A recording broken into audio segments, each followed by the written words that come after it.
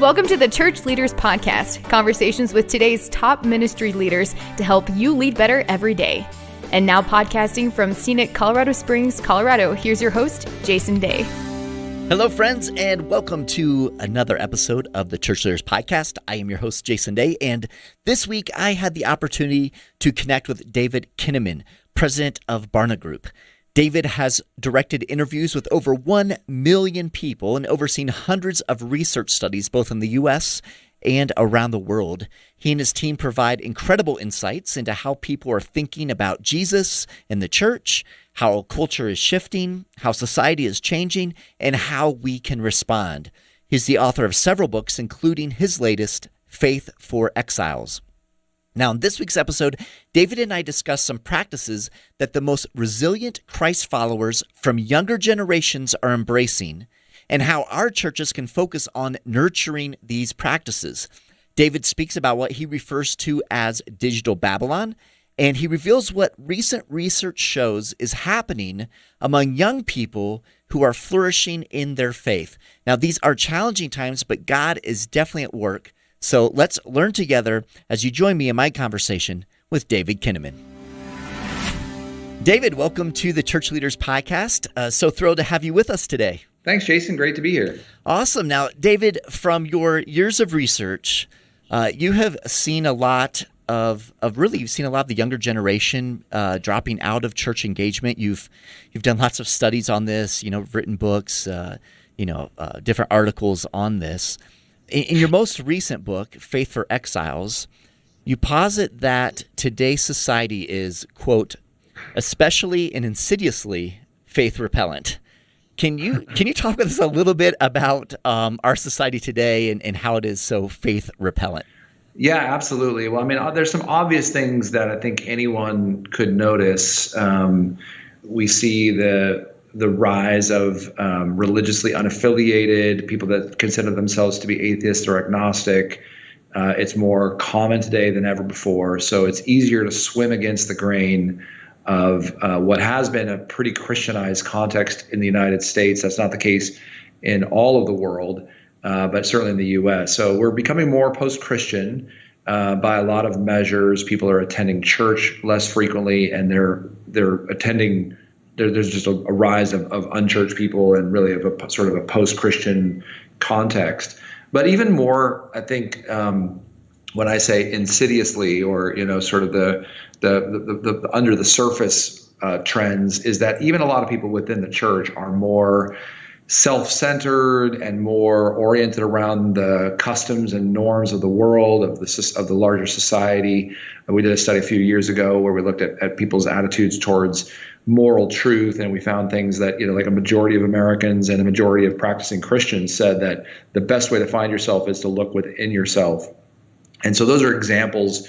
Both the exterior measures of Christianity are declining, but also the interior measures of our heart, best as we can measure it through research, seems to be shifting more and more towards an inner focus. And I think that's a more dangerous and challenging place. So we've got a lot of young Christian students who are coming up through our churches and our families that may look sort of Christian, but they really don't have all of the components of kind of a resilient faith that's going to last. And that's part of the challenge. We've got to rise to that, to that moment. Yeah, David, you kind of you refer to kind of today's culture as this digital Babylon.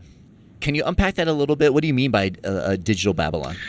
Well, it's a phrase we came up with a few years ago to describe the phenomenon that we were seeing in the research that screens disciple, that the experiences that people have, the content that they're taking in, the ways they think about whether it's sexuality or money or a lot of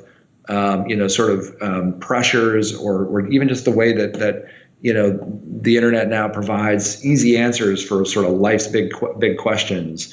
And so for all those reasons, we think that we're living in what we call digital Babylon.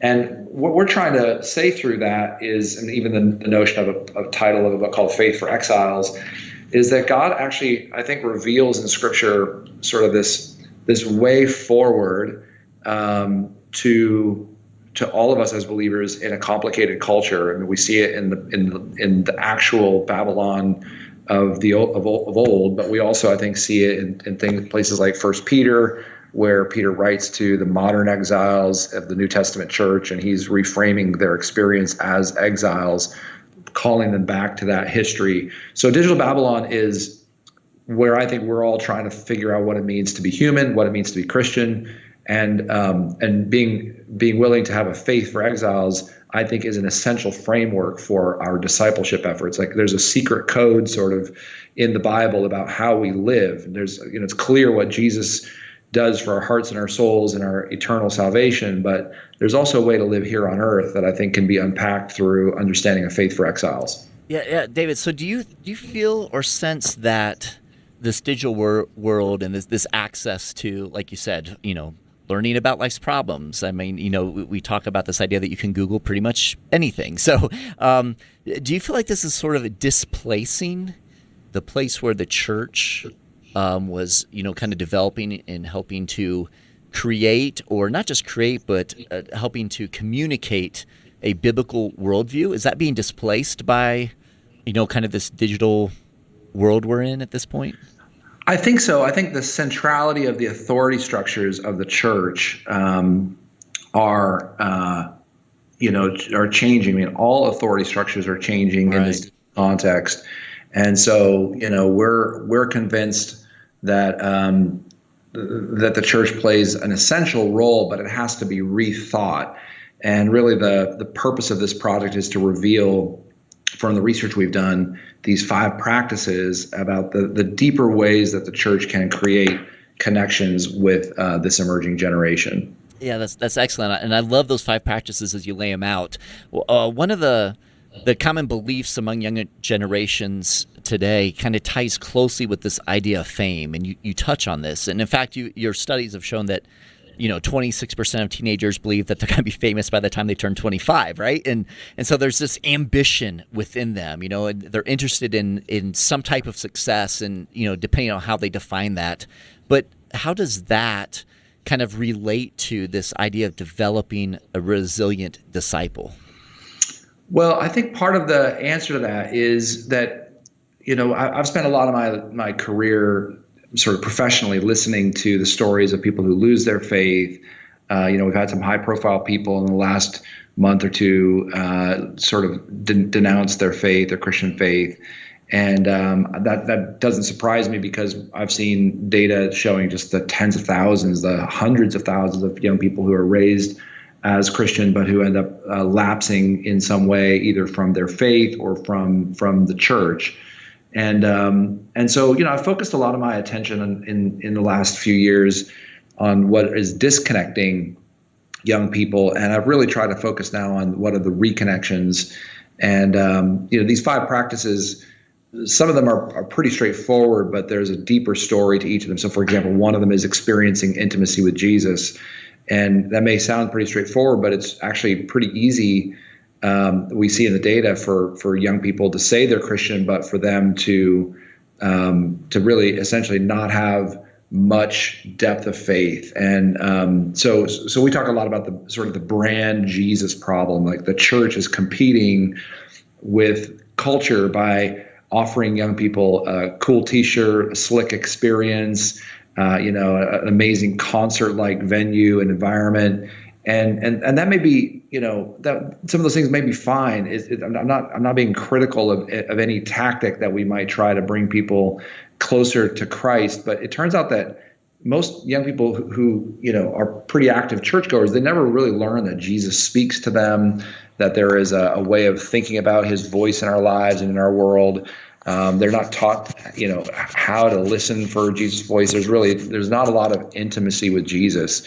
So in some ways, we've created almost like a brand experience that's just, Jesus, but with all the popular trappings of today's, kind of packaged goods. And so we try to describe a lot of this in the project, that, we're really careful in the way we've written about this, that we don't want people to say, great, I think we've already got that. Like, we've already nailed it. And, instead, we really want people to take a careful, close look at what's happening in their churches, in their organizations. If you're a young person, or if you're a parent of a young person, like there's this deeper story of what God's up to, and how do we listen in on that? That's really the story of these 5 practices, is how do we actually tune in to a deeper story of what God's up to in and through the church. Yeah, David, how are millennials, how are those of Generation Z being formed spiritually? Like what is different that pastors and ministry leaders and even parents need to know as we're looking forward? You talk about these practices, but what is different about how they are actually being formed spiritually? Well, one of the themes of our research for many years, I mean, even in the project called "You Lost Me," it's this emphasis of that was a study that we looked at what are the disconnections. We really emphasize, this is really important, like there is nothing new under the sun. Human beings are the same in every generation. The kind of issues and challenges of humanity aren't changing, but the context is changing. And the exposure and the access. I mean, so we say that Babylon has 3 A words: access, alienation, and a skepticism of authority.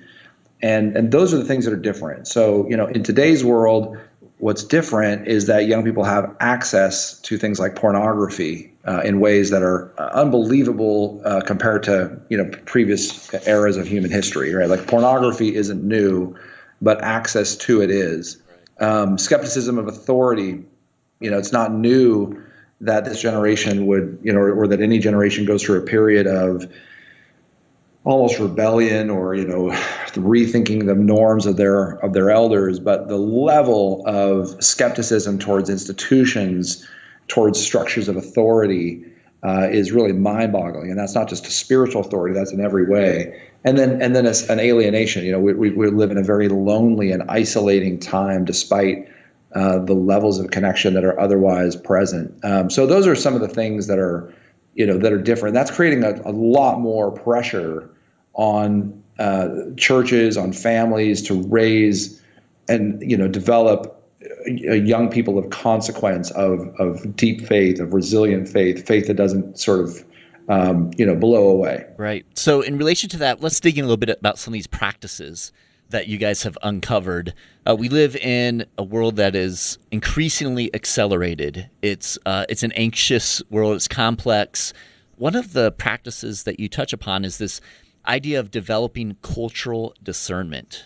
And, as a father myself, I see this just even in my own children, and, as they're, in high school, moving into young adulthood.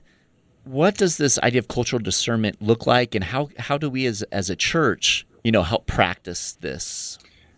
Well, a lot of the research showed that this was in the lives of these resilient disciples, and maybe to back up a little bit, the method that we used for this was we interviewed 18 to 29-year-olds, a really large sample of young people who grew up Christian, and then we broke them into groups of people that were sort of lapsed Christians, prodigals, lost their faith.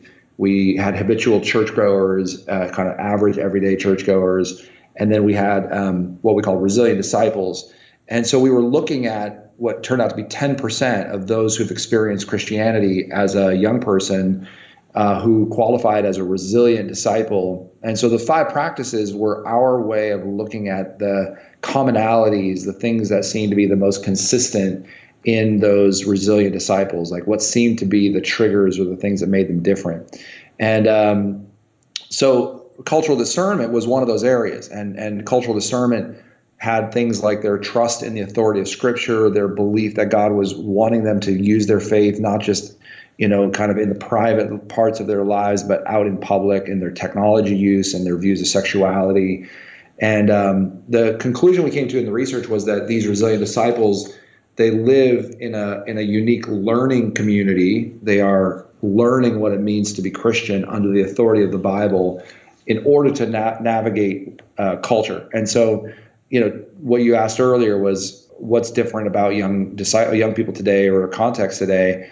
It is much more complicated than ever to live as a Christian it's never been easy, but it's really complicated because first, there's a lot of other people in the world that are great people. They're not Christians. The claim that, you have to become a Christian to be an awesome person or somehow, a better person, falls flat. It doesn't sound right. There's greater pressures on, I call it the gospel according to YouTube. So there's all this information that comes back in and through screens that says, you can't really trust the Bible. It's not a reliable source. There's all sorts of things that are pressure points. So cultural discernment becomes this important muscle. It's like if we want our kids to be able to go out and swim in the cultural, sea that we have today, cultural discernment is really part of that muscular development that's so important for them to be able to understand, God's design for life and humanity and the challenges that we have within faithful living today. So from the perspective of a pastor who's listening in, a ministry leader, when it comes to cultural discernment, what are some things that we can do, even in the local church, to help come alongside of these younger generations in developing that cultural discernment? Are there some specific things or examples or things that you've seen churches doing that are helpful? Well, the first and most important suggestion I make in that arena, and actually relates to a lot of the other themes, the other the 4 practices, is that you've got to emphasize Christian education as part of the muscular development. And here's a simple way of thinking about it. We are really good at sermon making as a Western church. We have some of the world's best communicators in today's church in the U.S., but we over-rely on sermons as the mechanism by which we help people learn. Again, sermons are really important. They're just not the only tool. And so, developing courses, like we need a human sexuality 101 and 201 and 301 course. Like people need to be able to be taught how to navigate these topics.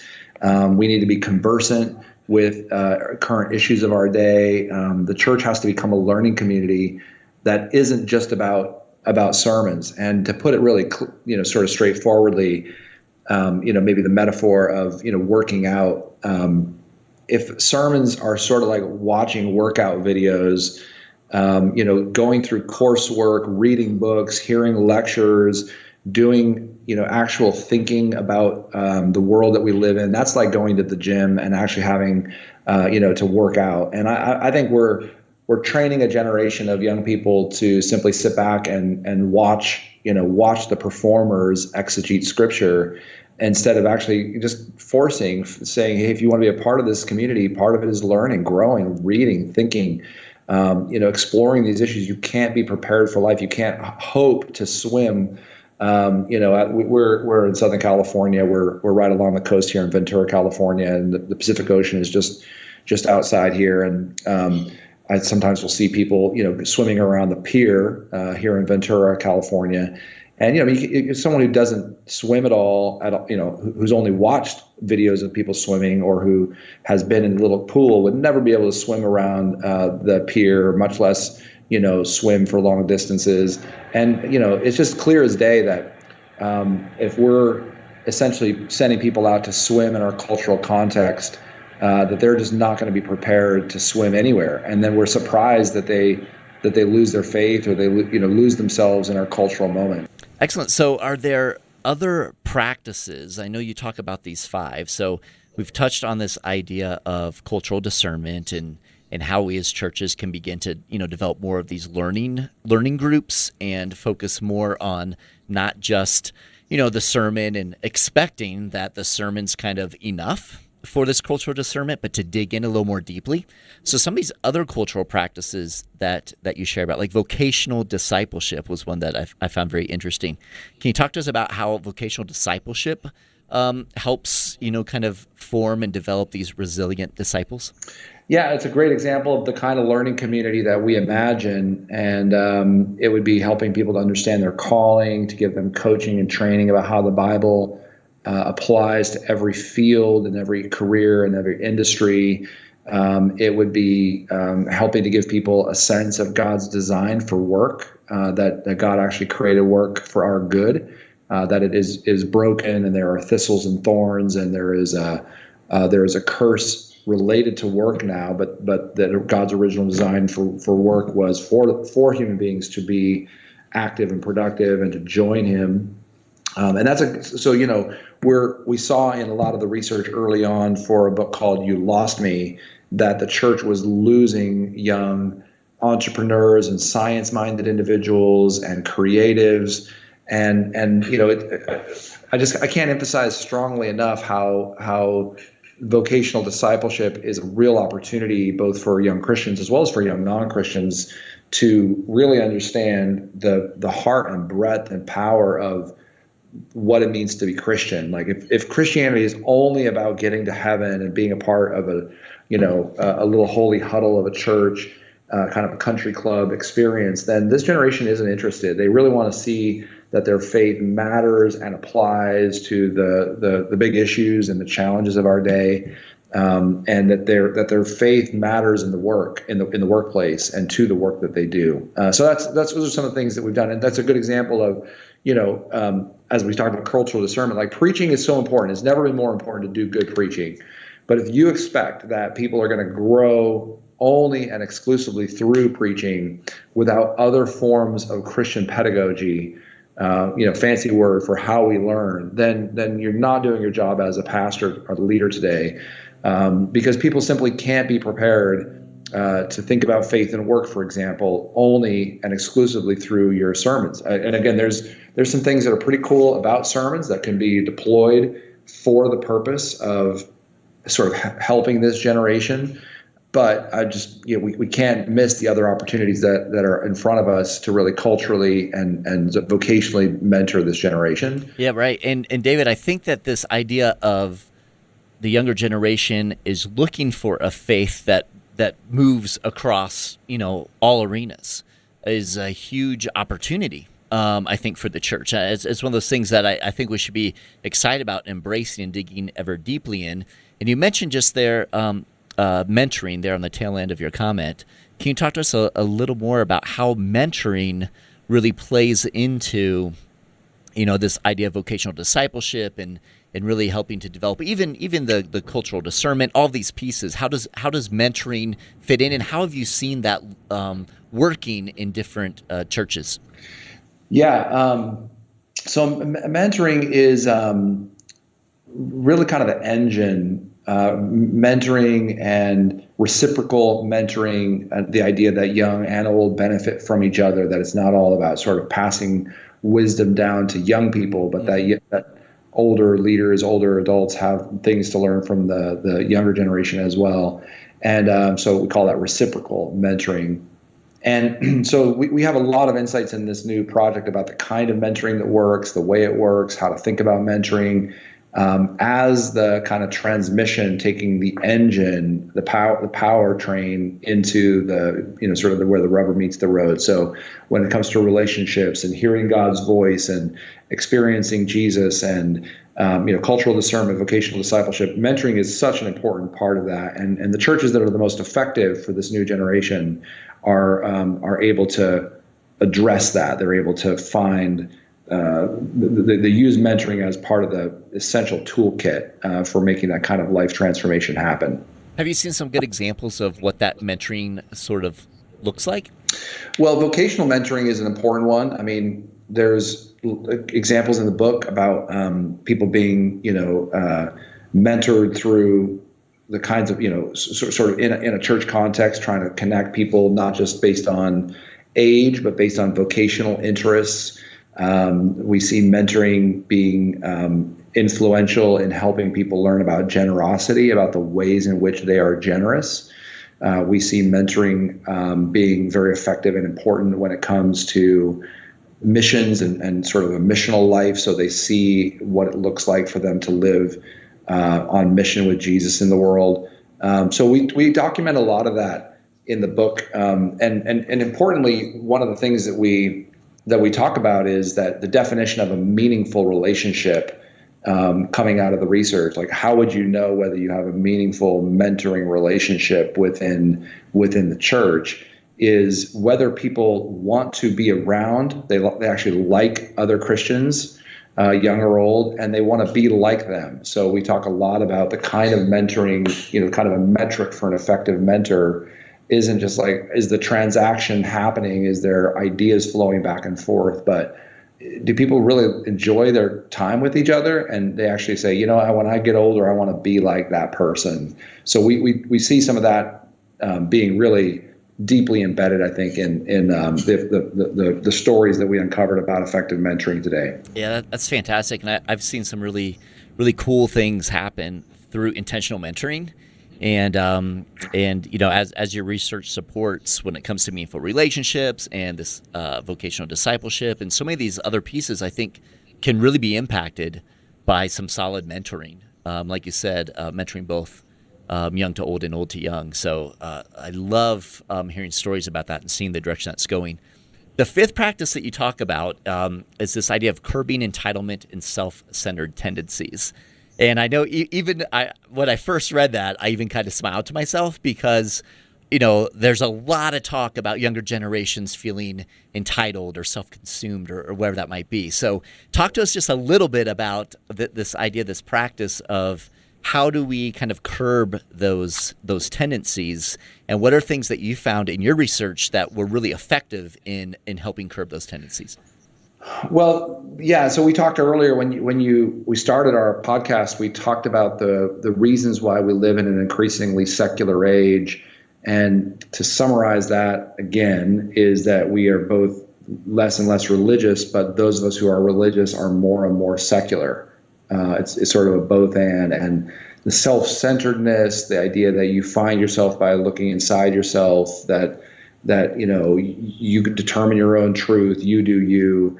There's a good reason why a lot of us are concerned about the current moral moment that we live in, and for good reason. I think there's good evidence that young people are sort of the Geiger counter of that. They're actually signaling to the rest of culture this sort of self-centeredness and self-absorption. In some ways, it's sort of a screen age thing. They live their whole lives, so much of their lives, staring at a screen, thinking about the things they want to think about when they want to think about them.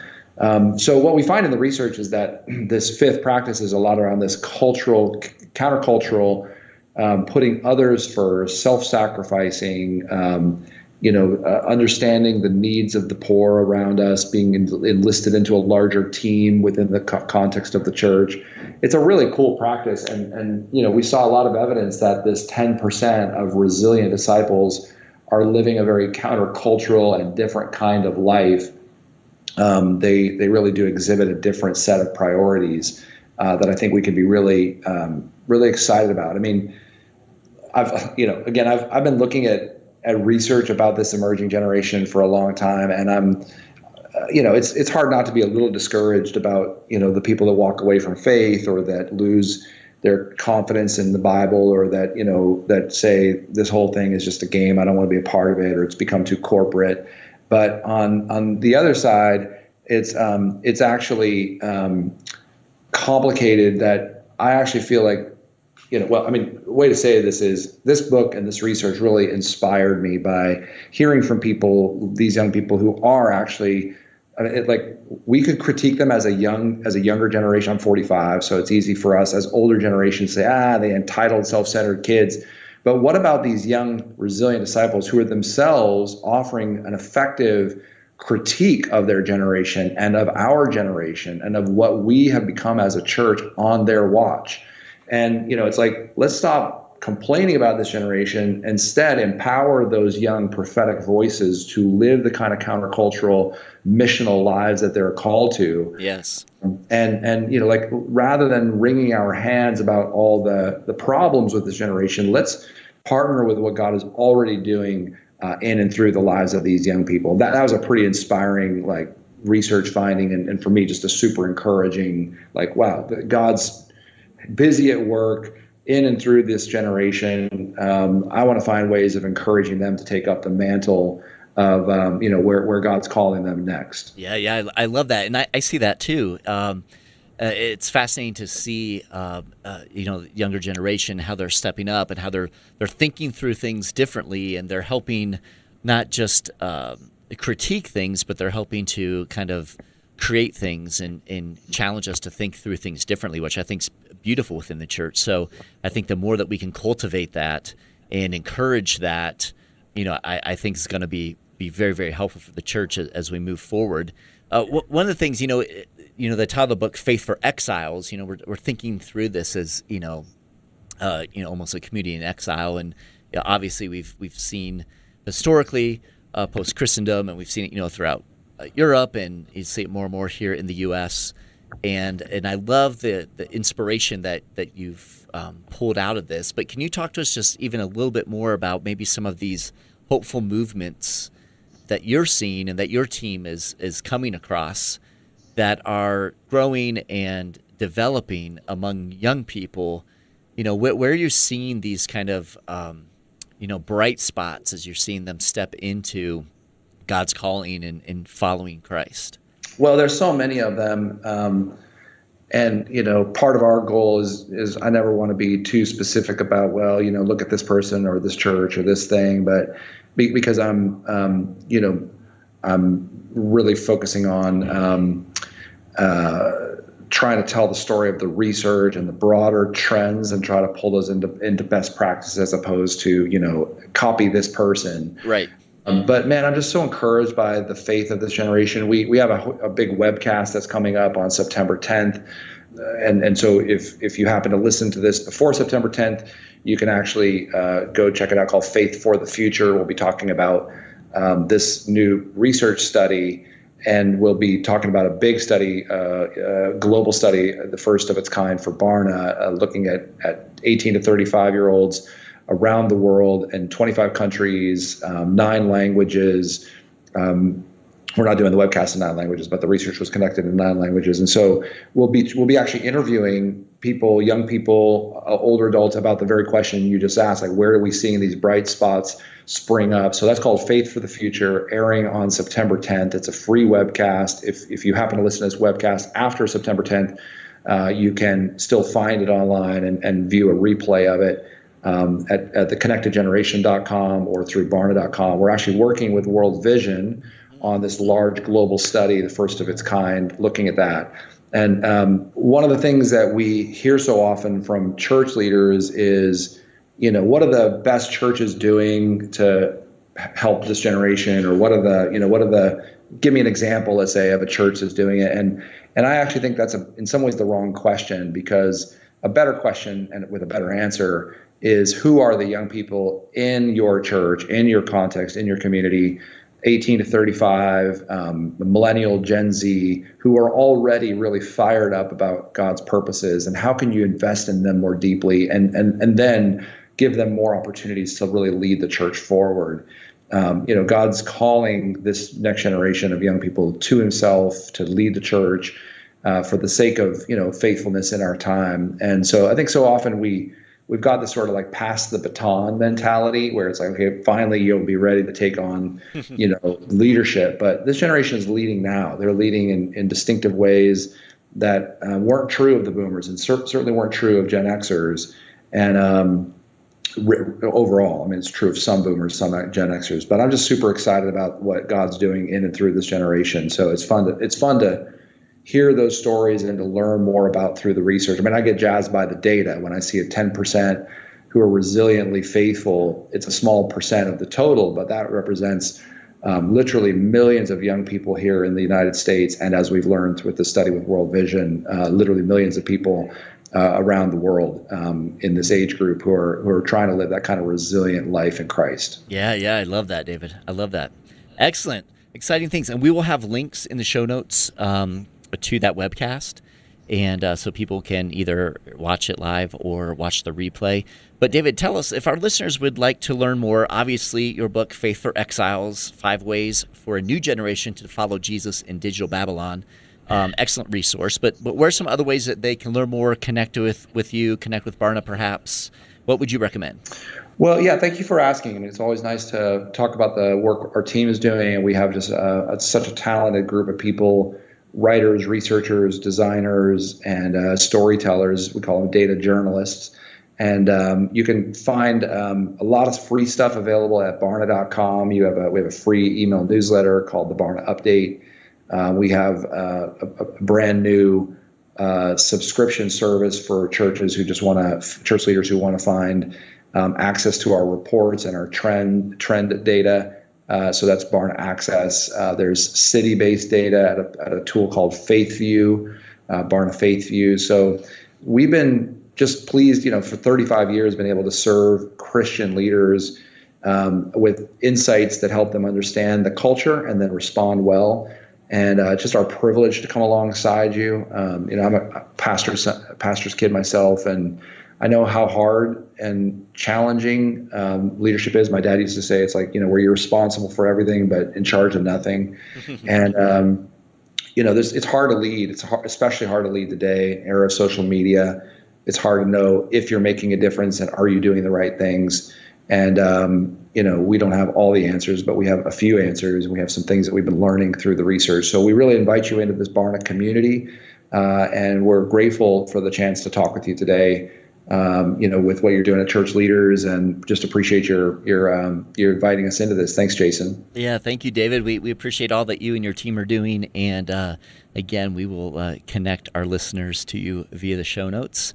But thank you for making the time, and thank you for helping talk about the inspiring things and the hopeful things. And because like you said, oftentimes our young generations right now get some bad press sometimes, and it's good for you to be able to pull out these different things where you see God at work, because God is definitely, without a doubt, at work. So thank you for that. Yeah, absolutely. Yeah, and I think we've been pleased to really be able to see, not only God at work, but the kinds of things that we can do as Christians of all ages that actually work. The things that seem to be, a deeper way of imagining, what it means to be faithful today. And I'm just so inspired through people like Daniel in Scripture, the writings of Jeremiah, the places in Scripture. So majority, or at least a big chunk of the Scriptures,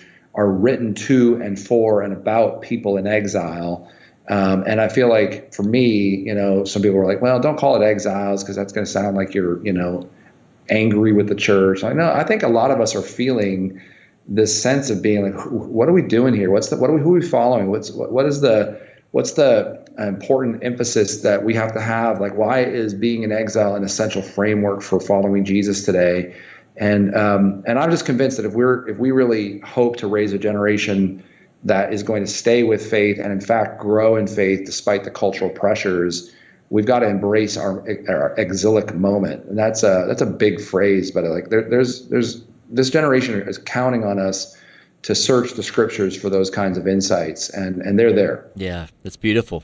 Opportunity awaits us. Amen, brother. Well, thank you, David, so much for being with us. We certainly appreciate you taking the time to join us on the Church Leaders podcast. God bless you. Thanks, friend. Take care. I appreciate you taking the time to be with us on this week's episode. Every week, as we are putting the episodes together, we're thinking of you, our pastors and ministry leaders, and striving to provide insightful and inspiring interviews as you seek to grow as a kingdom leader. So we hope you're finding value from the Church Leaders podcast, and if so, we'd certainly appreciate you taking a few moments to head over to iTunes and leave us a review. Your positive reviews and ratings help other church leaders more easily find our podcasts, so they too can benefit from these interviews. Again, we thank you in advance, and if you have any comments, any questions, suggestions, or ideas for guests, I would love to hear from you. You can send me an email to podcast@ChurchLeaders.com, or you can connect with me on Twitter. Finally, you can find this podcast as well as other great faith-based podcasts on the FaithPlay app. It's available for both Apple and Android, and so we encourage you to check that out as well. So until next time, this is Jason Day, encouraging you to love well and lead well. You've been listening to the Church Leaders Podcast. For articles, videos, and free resources that will help you lead better every day, visit our website at ChurchLeaders.com. Thanks for listening.